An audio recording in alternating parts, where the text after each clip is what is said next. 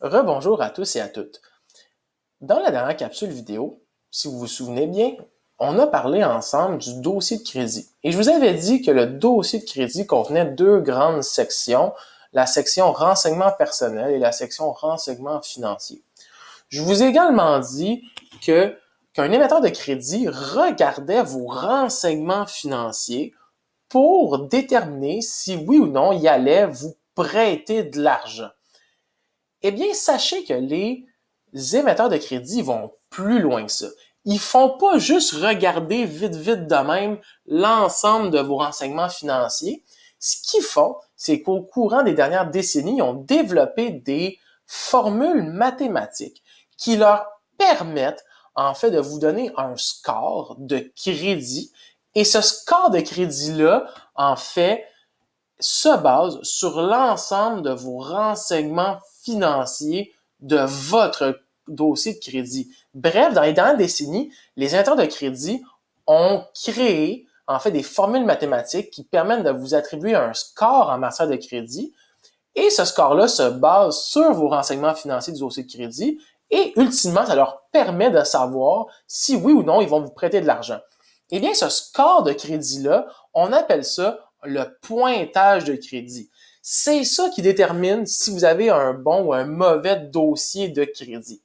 Qu'est-ce que le pointage de crédit? Ben, c'est un nombre de 3 chiffres qui, après différentes manipulations mathématiques, tient compte de l'ensemble des renseignements financiers contenus dans votre dossier de crédit. Donc, on prend tous les chiffres de tous vos renseignements financiers, tous les chiffres présents dans votre dossier de crédit, on les amalgame, on fait une grosse formule mathématique avec ça, puis après ça, ben, ça nous donne un nombre de 3 chiffres qui se situe entre 300 et 900.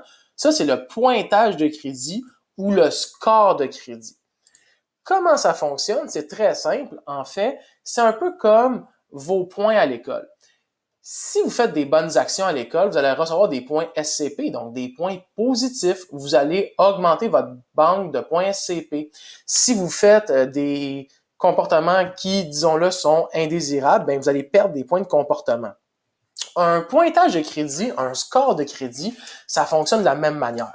Vous partez avec un certain pointage et plus vous avez des bons comportements en termes de crédit, donc vous remboursez votre carte de crédit, vous remboursez vos prêts, vous n'avez pas beaucoup de dettes, bien, plus vous avez des bons comportements, plus vous tendez vers le 900, qui est le chiffre idéal. Tout le monde voudra avoir 900 dans le pointage de crédit. Ça veut dire que vous avez un score de crédit qui est parfait, que vous êtes un emprunteur parfait. Au contraire, si vous avez des mauvais comportements, ben votre pointage de crédit va descendre vers le 300, qui est un chiffre extrêmement faible. Ça, personne ne va avoir 300 parce que c'est un peu comme le mauvais chiffre de pointage de crédit. C'est un peu comme le mauvais pointage de crédit. Si vous avez proche de 300, ça veut dire que vous êtes un mauvais emprunteur puis personne ne va vous passer de l'argent. Comment ça marche le pointage de crédit ou le score de crédit? Eh bien, c'est très simple.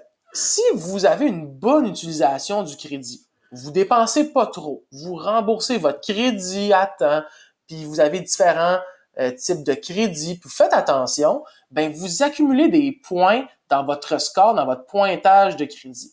Votre pointage de crédit est alors très bon, ce qui va faire en sorte que ben votre dossier de crédit va ressortir comme étant bon et on va vous passer beaucoup plus de crédit, beaucoup plus d'argent.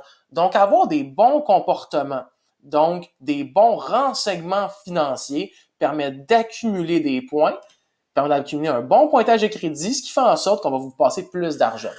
Au contraire, si vous avez des mauvais renseignements financiers, donc une mauvaise utilisation du crédit, donc vos renseignements financiers sont dégueulasses, vous avez plein de dettes, puis vous ne remboursez pas vos choses, ben vous perdez des points dans votre pointage de crédit, dans votre score de crédit.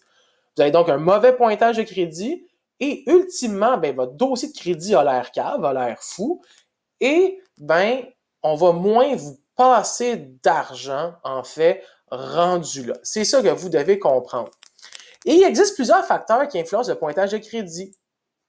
En fait, donc, plusieurs facteurs qui influencent le pointage de crédit. Donc, par exemple, si vous avez des bonnes habitudes comme rembourser vos dettes, rembourser votre crédit, bien, votre pointage de crédit va augmenter.